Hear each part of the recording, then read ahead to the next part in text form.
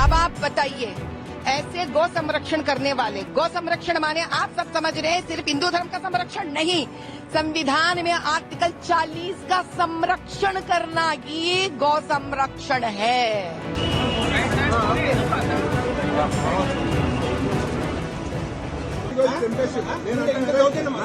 जो गुंडा है वो इब्राहिम, वो प्रशांत के ऊपर गोली चलाया, वो उनका क्रिटिकल कंडीशन है। इसके ऊपर जरूर एक गवर्नमेंट एक्शन लेना है।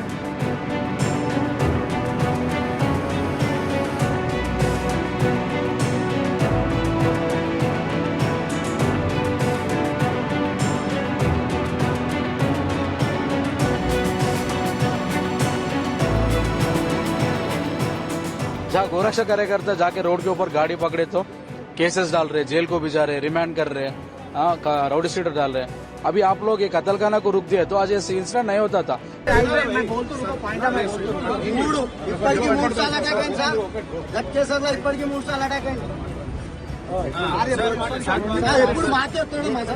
ఎందుకు ఎంఐఎం వల్ల మీద ఎందుకు ఎంఐఎం వాళ్ళతో గట్టిగా మాట్లాడడం? ఎంఐఎం వాడు వచ్చి పోలీసు వాళ్ళకి అరెస్ట్ చెప్తాడు సార్, మేము సార్ మాట్లాడితే తప్పైపోయిందా సార్? ये तेलंगाना में एमआईएम का गुंडा लोग बहुत राउडीज्म का बहुत चल रहा। मेरा ऊपर भी 1-2-3 बार अटैक हुआ था और मेरा प्रेसिडेंट कालो के ऊपर भी, सबके ऊपर बहुत बार हम पुलिस वालों को रिक्वेस्ट कर रहे हैं उन लोगों के ऊपर कैसे भी उन लोगों को वो कंट्रोल करना बोल के। आज लिमिट क्रॉस करके सोनू गोरक्षा कार्यकर्ता के ऊपर गन से शूट करना, वो बहुत सीरियस कंडीशन में, अभी बुलेट भी लिवर के तकलीफ हो रहा कहते हैं। अभी ऑपरेशन कर रहे हैं, ऑपरेशन करने के बाद बोल रहे डॉक्टर्स भी। तेलंगाना राज्य में एमआईएम का राज चल रहा, गुंडा राज चल रहा।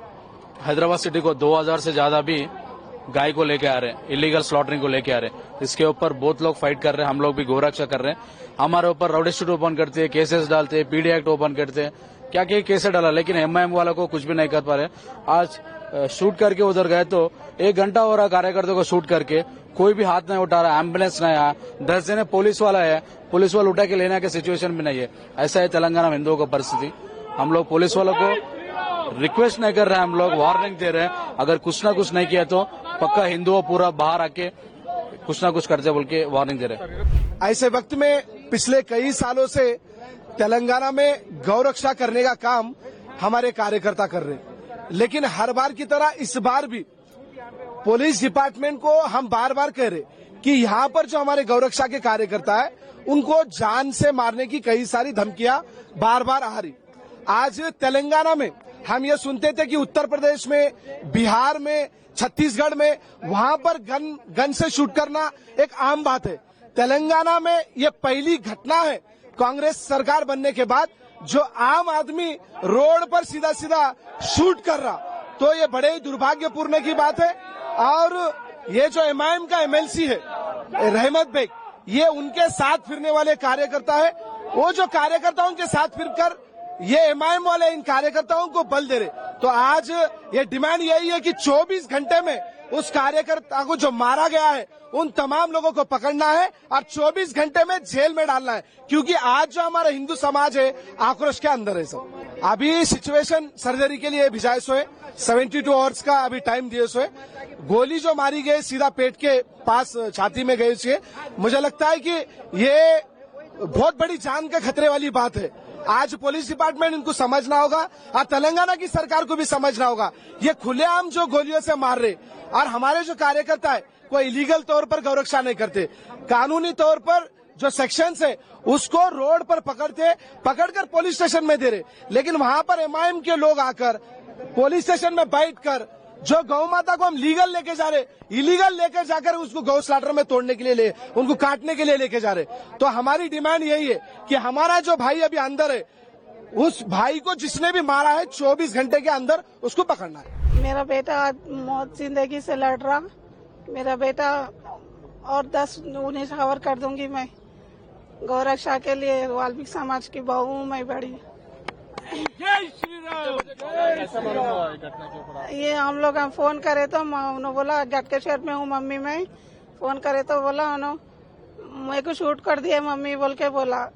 दूसरा हॉस्पिटल में लेके गए, वो लोग नहीं पकड़े, फिर बच्चे पूरे इधर लेकर आए यशोदा हॉस्पिटल में। कितने दिन से गोरक्षण चल रहे हैं आपके बच्चे? उन्होंने बहुत साल हो गया, उन्होंने 5-6 साल हो गया, 5-6 साल से कर रहा हूँ। रातों में जाता, रात पूरा रोई रहता।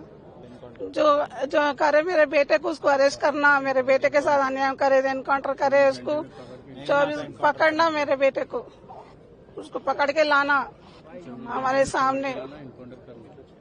कैसा मारा उन्होंने अकेले को देख के। 10 जने रहे तो मारे तो क्या की, अरे 10 जनों के सामने मारा ना मैं बोल के। जो राचकोंडा पुलिस स्टेशन एरिया के गटकेसर में आज गायों को इलीगल गाड़ी में एक्सपोर्ट करने वाले एक माफिया हमारे गोरक्षकों को फोन करके बुलाकर एक बुल रिवॉल्वर से हमारा गोरक्षक के ऊपर फायरिंग किया गया। आज हॉस्पिटल में सोनू बोल के हमारा गोरक्षक बुलेट इंजूर के होकर हॉस्पिटल में एडमिट हुआ है। मैं भी इस विषय पर डीजीपी से बात किया हूं और अलग अलग अधिकारियों से बात करता हूं। आज डीजीपी बताए गए किसी हालत में जो माफिया है गोरक्षकों को ऊपर गाड़ियां लेकर जाना, तलवारों से डराना और आज रिवॉल्वर से फायरिंग करना, ये पहली बार है, ये पहली घटना है। आज तक तेलंगाना में ऐसा स्थिति नहीं थी। तेलंगाना का लैंड ऑर्डर सिचुएशन कैसा है आप अंदाज कर सकते हैं। 3-4 दिन पहले, दीपावली के 2 दिन पहले ही निजामाबाद में, तेलंगाना स्टेट में एक हमारा कांस्टेबल को एक राउडी ने हत्या किया है। उनको अरेस्ट करके ले जाते वक्त उनको हत्या करके वो चले गए। और आज गटकेसर में गोरक्षकों के ऊपर बुलाकर एक प्लानिंग करके उनको ऊपर फायरिंग किया है। आज लैंड ऑर्डर का स्थिति तेलंगाना में कैसा है हम समझ सकते हैं। इसीलिए मैं सरकार से डिमांड कर रहा हूं, जो हैदराबाद के आजू बाजू जितने भी माफिया काम करते हैं उनको पूरा रोकना चाहिए।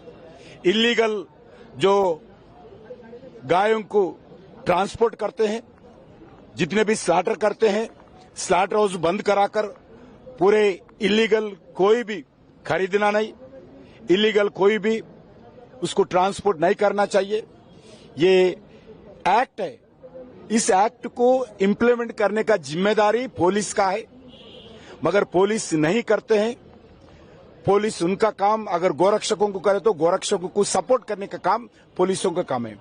आप तो पूरे ये इलीगल ट्रांसपोर्ट करने वाले स्लॉटर हाउस माफिया से कुछ पुलिस मिलकर ये काम चला रहे।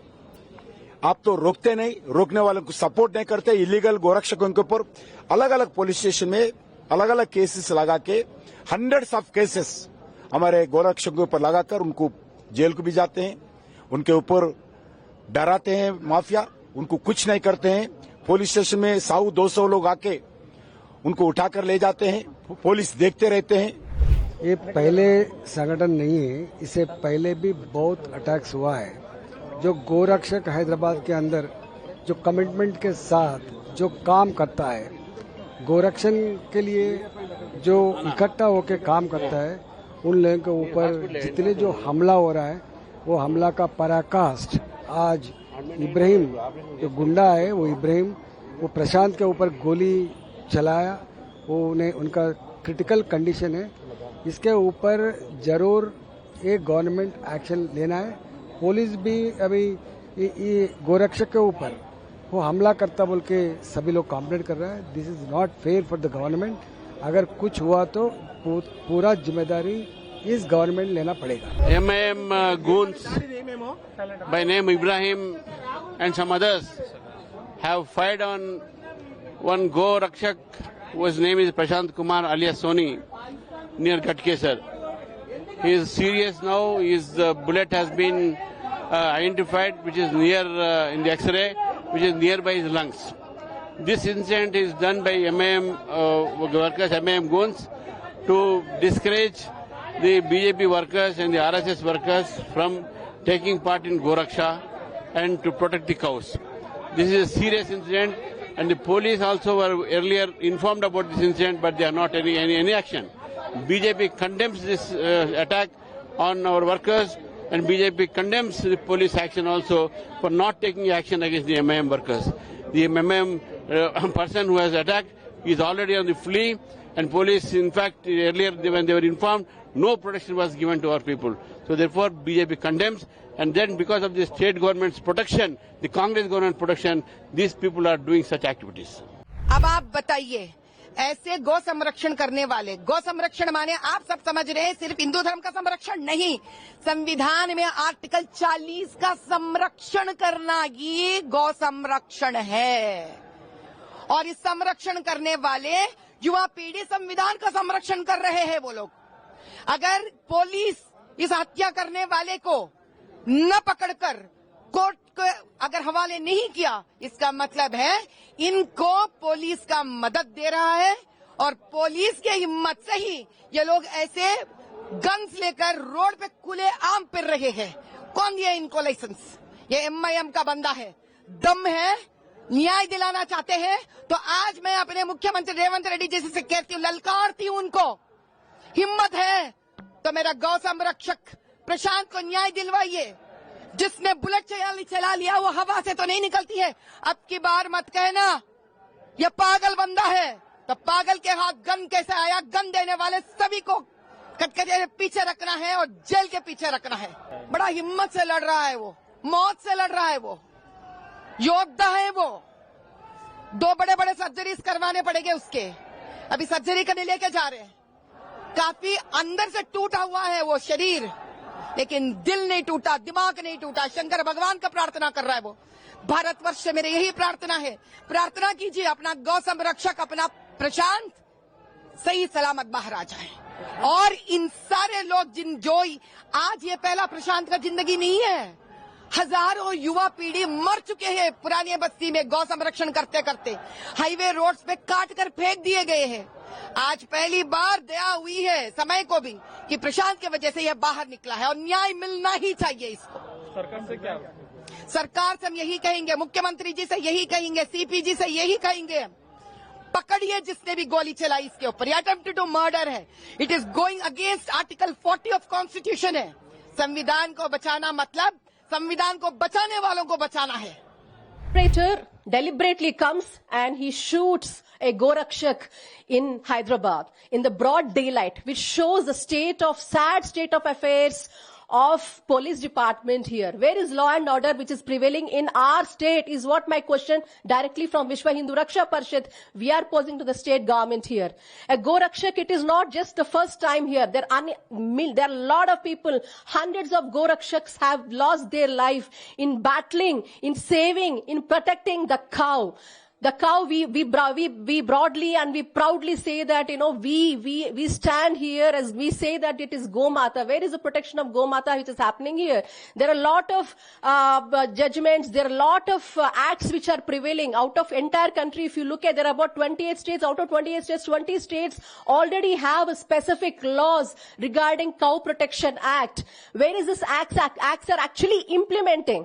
Why is it being denied? Even we have a law in Andhra Pradesh and Telangana as well. It is called AP Prohibition of Cow Slaughter and Animal Preservation Act 1977, which is also the same act is applied even in the state of Telangana. And why is this act not implemented in the state of Telangana? It is, and apart from all these things, there is also entry 15 of the state list of the 7th schedule of Constitution of India clearly states that the state legislature have all the exclusive powers to legislate the prevention of slaughter of cows in any form in the state. Why is it not implemented? It is part of the constitutional right, and also Article 37 and Article 48 of the Constitution also clearly states to protect the cow here in preventing the slaughter. Why is it not implemented? And another question, why is the cow protection bill, which is supposed to come out in 2019, why is it also not implemented all over the country is also a big concern to all of us. And apart from being all these things, we should have a uniform law all over the country. The cow protection bill has to be implemented immediately. And apart from that, the constitution also have given a specific powers to the state legislatures to enact these laws. And what is making the state governments to sleep? Why are they not able to enact these laws perfectly in the state of Telangana is what our question is all about. It is not just about one or two. There are several lives were lost in battling, in saving the cow.